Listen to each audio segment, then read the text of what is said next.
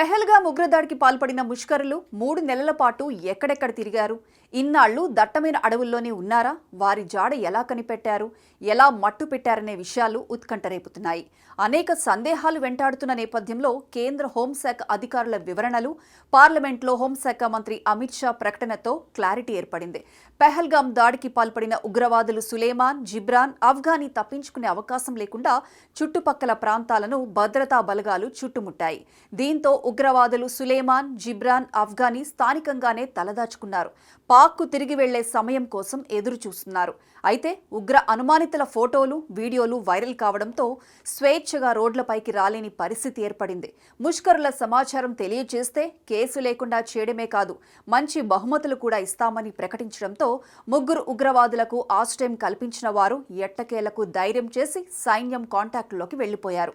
బతకడానికి ఉపాధి కోసం ఇక్కడకు వచ్చామని ఆశ్రయం పొందిన వీరు ఉద్యోగ ప్రయత్నాలు చేస్తున్నట్లు నమ్మించారు. పెహల్గాం దాడుల తరువాత వీరి అసలు రంగు బయటపడడంతో భయంతో వణికిపోయామని చెప్పారు. ఎట్టకేలకు సైన్యాధికారుల అభయంతో వారి గురించిన వివరాలన్నీ తెలియజేశారు. వచ్చిన దారిలోనే తిరిగి వెళ్లాలనే ఆలోచన చేసినట్లు తెలుసుకున్న సైన్యం వారు ఏ మార్గాల్లో వెళ్లి ఉంటారో అనుమానిస్తూ అన్ని మార్గాల్లో భద్రతను కట్టుదిట్టం చేశారు. పాకిస్తాన్ నుండి భారత్లోకి అడుగుపెట్టిన మార్గాల్లో సెక్యూరిటీ కట్టుదిట్టం చేశారు. పెహల్గాం ఉగ్రవాదులు చివరిసారిగా 2 AK-47 తుపాకులతో పాటు M9 ఉపయోగించారని తెలుసుకుని వాటిని మరెక్కడైనా ఉపయోగించారేమోనని అడవుల్లో సైతం జల్లెడ పట్టారు. భద్రతా బలగాలు తరుముతూ వస్తుండటంతో 3 నెలల పాటు ఎవరికంటా పడకుండా దాక్కున్న ముష్కరులు ఒకరోజు అర్ధరాత్రి దాటిన తర్వాత శాటిలైట్ ఫోన్ ఉపయోగించడంతో వారి కదలికలను సైన్యం గుర్తించింది. మహదేవ్ అడవుల్లో ముష్కరులు సంచరిస్తున్నట్లు ఆనవాళ్లు కనిపించడంతో పాకిస్తాన్ వైపు వెళ్లే మార్గాలన్నింటిలో సీసీ కెమెరాలు ఏర్పాటు చేసి రాత్రి పగలు నిఘా పెట్టారు. అడవుల్లోని సొరంగ మార్గంలో తిరిగి వెళ్లడానికి ముష్కరులు ప్రయత్నిస్తే భారీ వర్షాలకు సొరంగాలన్నీ వరద నీటితో మునిగిపోయాయి. దీంతో సహాయం కోసం పాక్లోని మిత్రులకు శాటిలైట్ ద్వారా ఫోన్ సంప్రదింపులు చేస్తుండగా భద్రతా బలగాలు వారి సిగ్నల్స్ పసిగట్టాయి.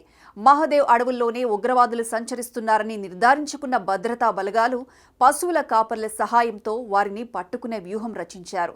ఖరీదైన సిగరెట్ ప్యాక్లు, చలిని తట్టుకునే కోల్డ్ కాఫీ, చాక్లెట్లు ఇచ్చి పశువుల కాపర్లను మచ్చిక చేసుకున్నారు. వారి సంచారం కనిపిస్తే తమకు తెలియజేస్తే మంచి బహుమతి, భారీగా నగదు ఇస్తామని ఆశపెట్టారు. కొందరు పశువుల కాపర్లతో ఉగ్రవాదులు నిజంగానే సంబంధాలు పెట్టుకుని బయట నుంచి ఆహార పదార్థాలు తెప్పించుకుంటున్నారని గుర్తించారు. పశువుల కాపర్లను రహస్యంగా అనుసరిస్తూ వెళ్లి అదను చూసి మట్టుపెట్టారు. ఆపరేషన్ మహదేవ్ ఎన్కౌంటర్లో చనిపోయిన ముష్కరులు పెహల్గాంలో దాడికి పాల్పడిన వారా కాదా అనే అనుమానాలను నిర్ధారించుకునేందుకు వారి నుంచి స్వాధీనం చేసుకున్న ఆయుధాలను శ్రీనగర్ నుంచి చండీగఢ్లోని కేంద్ర ఫోరెన్సిక్ సైన్స్ ల్యాబ్కు పంపి పరీక్షలు చేయించారు. ఆ తుపాకులను నిపుణులు పేల్చి చూసిన అనంతరం ఖాళీ తూటాలను పెహల్గాం వద్ద దొరికిన వాటితో పోల్చి చూశారు. పెహల్గాం ఊచకోతలో వాడిన తుపాకులు ఇవేనని ఫోరెన్సిక్ నిపుణులు నిర్ధారించడంతో కేంద్ర ప్రభుత్వం పార్లమెంట్లో ప్రకటన చేసింది.